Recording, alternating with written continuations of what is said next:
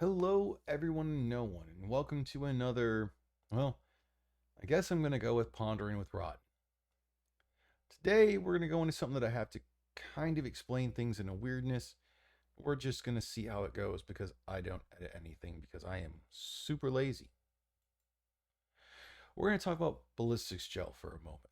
Now, most people would know the ballistics gel is something that a lot of YouTubers have used, and it has to go within a minimum uh, distance that it's penetrated to a maximum distance, and somewhere in between there is what the FBI is deemed is the okay. Because while ballistics gel is supposed to be considered a somewhat suitable substitute for the human body, it's not an exact suitable substitute, which is why it has an exponentially, I think it's 12 to 18 inches, as they say, the minimum to maximum penetration after 5 layers of denim that they go with.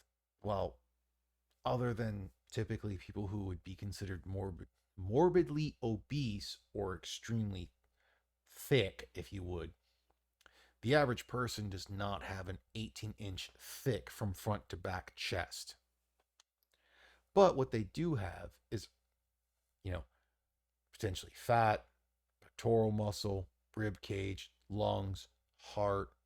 That's in the chest. You also have your stump, the fat that's like potentially fat over your abdominals, your large and small intestines, which is why people have created ballistics gel dummies, which aren't bad. But the problem is ballistics gel is meant to simulate fat, skin, and muscle. And I do have a pretty good friend who has a YouTube channel, Makarov Shooter 9x18. I believe he stopped uploading anything, but I did get to help him way back in the day of more of the earlier on of when his channel started with one or two of his videos, not necessarily of the videos themselves, but of the ballistics gel and going through and digging some shit out. If you've never cut into ballistics gel, you'll find, if you ever get the chance to, that it is exponentially tougher than skin is.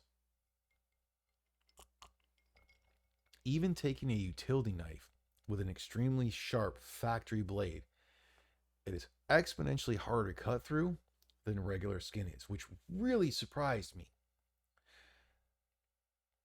Ballistics gel is pretty freaking tough compared to what a lot of people think. But going into this, because like you typically have one of three things. Now, the third one that I will get into is one that one person does. You have a lot of people who will do some form of ballistics gel, just standard ballistics gel blocks.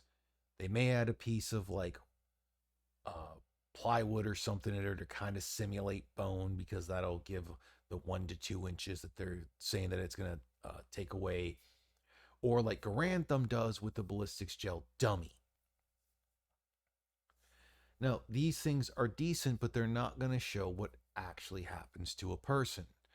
Now, the third is done by the YouTuber Paul Harrell, who unfortunately does have cancer, and I believe he does have a thing going on for the cancer research and everything. And if you do wish to choose to donate to that, he does have something on his channel about it. I'm not monetized. I'm not trying to get any money out of it.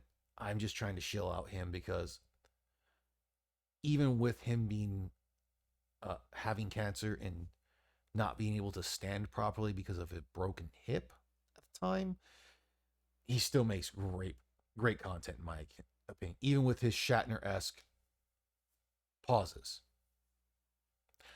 Not 100% on his brother, but we'll see how things go. By the way, I highly doubt the Yankee Marshal is going to watch this video. If you do, you're the one who turned me on to Paul Harrell, so thank you for that. The man's amazing. And again, I'm not trying to make any money off him because, one, I'm not monetized, and two, I do this for fun when I've been intoxicated or I have a bug up my ass. But getting back to the matter at hand. So we have these three different things of ballistics gel dummies, and the quote unquote meat target.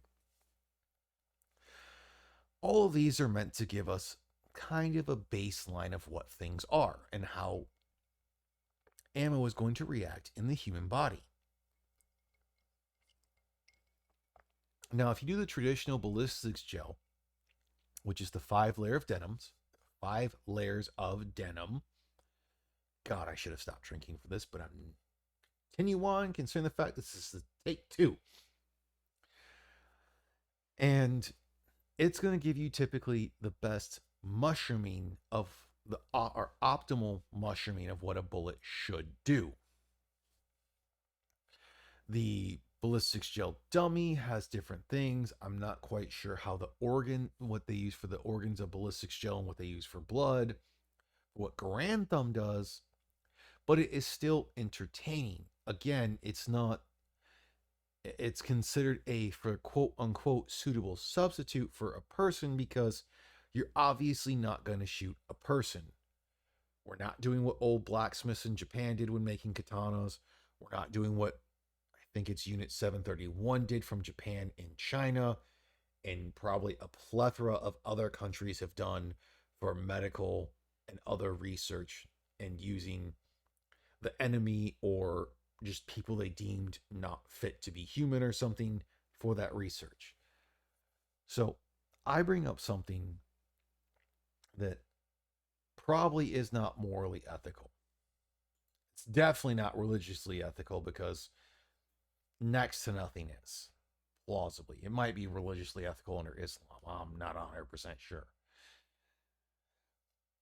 Would it be morally ethical, if plausible, to take a cloned human torso or cloned human upper half, including the skull, but to use a brain dead version? Because then it gets in the question of, if you're cloning that much into the brain of a human, are they going to have sentience? The question of a soul will come up to some, and it makes things a little off. But to go back into it, is it morally ethical? And I'm going to look at this strategically, or strategically, specifically from a medical variation. Would it be morally ethical to take cloned human bodies in full or in part and use self-defense and, if not, offensive ammo on them to see how they affect the human body? Because the only other way you're going to go about this is to take, again, either prisoners, which when it comes to specific subsets of prisoners, like, pedos, I'm not necessarily against, but I'm honestly more in the just put them in the grave type thing, or camp. And then after that, you typically have pigs, not hogs, because hogs tend to have thicker skin than pigs do, though pigs tend to still have thicker skulls than humans do. But when it comes to the torso, they are closer to a human. But there are people that will find that unethical and inhumane to treat animals that way. Okay, so again, we're looking, not doing this to prisoners, not doing this to animals. Would it be unethical to do medical research on cloned human bodies? It's going to give us uncloned human bodies. It's going to give us probably the closest result other than when actual shootings happen. But this is when they can do it in specific environments to see how these things are going to react. Now, I will say, I do think they should be cloning human body parts predominantly for those who may need an organ transplant, or if they've figured out how to clone specific appendages. So someone could have like an arm or a leg or a finger, maybe. I don't know. And that whole thing. You can take it from there. I mean, it could plausibly even be used for their genitals, for like Lorena Bobbitt's husband, which is the whole little like budumtis of this portion. But would it be morally ethical for medical to have. It's like medical research to have a cloned human torso, fire fire defensive loads into it of what a law enforcement individual or any regular individual would use, whether it be a handgun, a rifle, a short barrel rifle. So they from handgun to rifle and all the in between, shotgun and everything, to see one, the amount of damage it's going to do to the human body, which we do see in some of the gang shootings and other things like that. But they can specifically have that without trying to save said person's life. But it will also give them a better opportunity to go through and see that because of how it hits a person, what they could do to save a person's life. And is it religiously ethical? Probably not, because that gets into a whole thing of playing God and everything. But the question is it morally ethical to you? I personally, well, it would give, think no. Well, it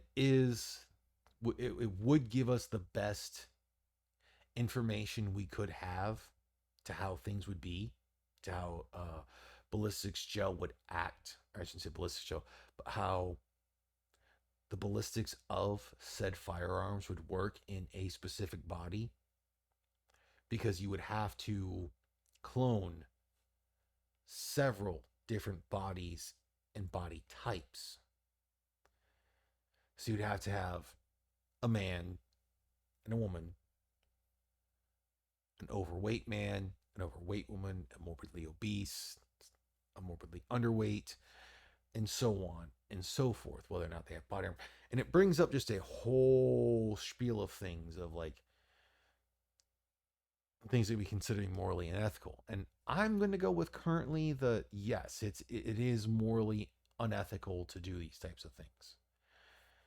And I'd love to hear anyone's response on this of, do you think this would be a good idea? And why?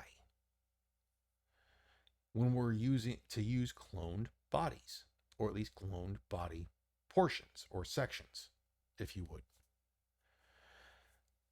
So thank you for those who got through my N8 intoxicated rambling. That should have been a sober video that I made a fucking week ago. But for those who made it through, thank you. Hopefully this was coherent, considering I had to do this twice because I forgot to unmute my mic. But otherwise, I hope you have a great week. I know Valentine's Day is coming up shortly. Apparently it's on Wednesday.